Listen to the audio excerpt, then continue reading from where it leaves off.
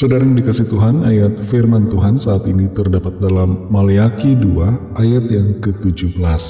Tertulis demikian: Kamu menyusahi Tuhan dengan perkataanmu, tetapi kamu berkata, dengan cara bagaimanakah kami menyusahi Dia? Dengan cara kamu menyangka setiap orang yang berbuat jahat adalah baik di mata Tuhan. Kepada orang-orang yang demikianlah Ia berkenan, atau jika tidak, di manakah Allah yang menghukum? Saudara yang dikasih Tuhan, faktor cekcok dalam rumah tangga umumnya adalah kata-kata. Perkataan yang tidak menyenangkan menimbulkan pertengkaran. Kata-kata yang sudah diucapkan bagaikan paku yang ditancapkan. Walaupun dicabut kembali, masih tetap berbekas, dan itu membuat kondisi menjadi tidak harmonis. Daripada mengucapkan kata-kata yang tidak pantas, lebih baik mengucapkan perkataan yang menyenangkan. Tapi bukan sekedar sebagai sebuah lip service, melainkan lahir dari hati. Minimal kalau kita tidak bisa mengucapkan perkataan yang menyenangkan, jangan ucapkan perkataan yang menyakitkan.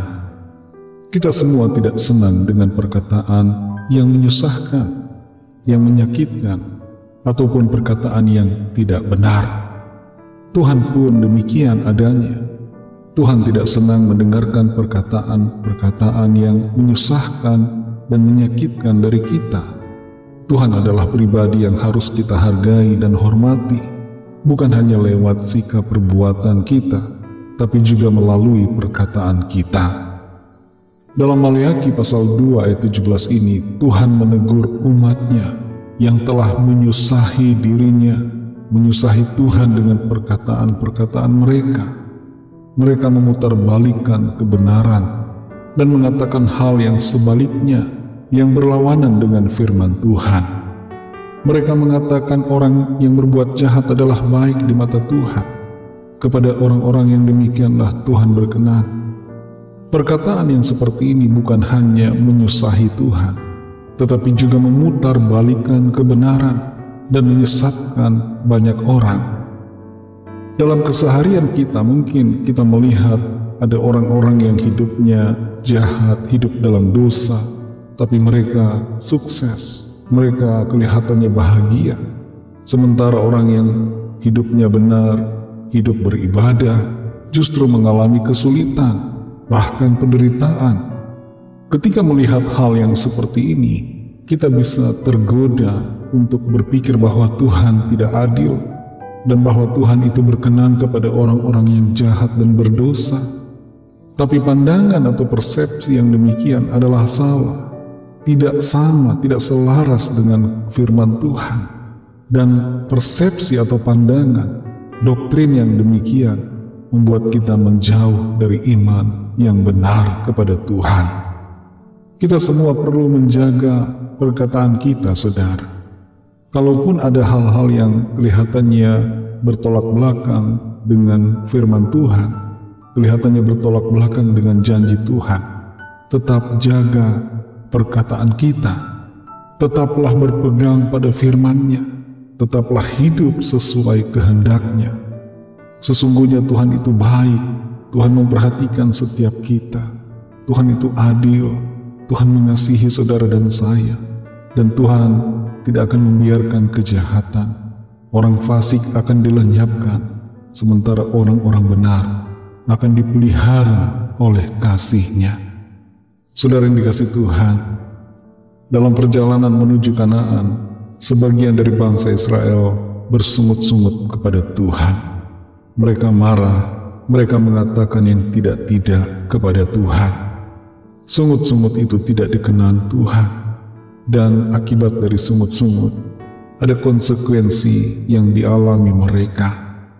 Mari belajar untuk menjaga hati kita dan juga perkataan kita, agar kita tidak memperkatakan kata-kata atau ucapan yang menyusahkan hati Tuhan, yang menyakiti hati Tuhan. Mari tetap percaya Tuhan itu baik. Tuhan memperhatikan kehidupan saudara dan saya, orang-orang yang benar karena dibenarkannya.